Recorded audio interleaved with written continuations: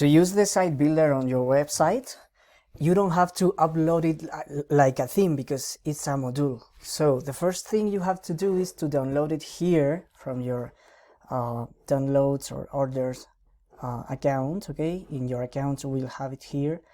This is the file you have to download, the zip, and you will have the purchase code here. This is the two things you need. So for example, I have this site which is under another different theme. Well, it was, but I keep this tab open so you can see it.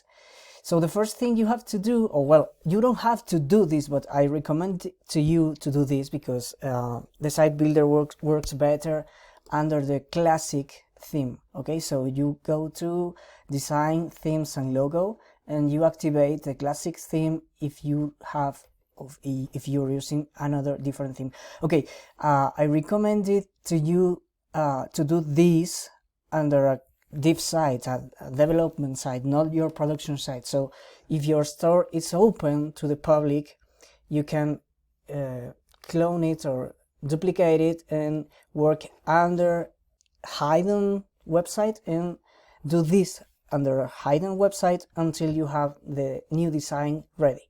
Okay, so when you change for the classic versions, you can go to the modules tab, and here you can upload and install the site builder module, which is this file you download here.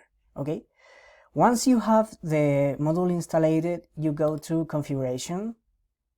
You will copy here the purchase code.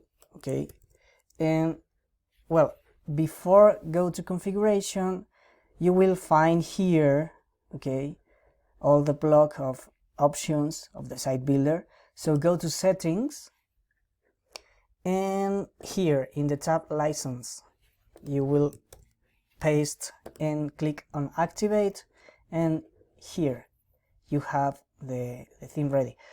Well, not the theme, the site builder.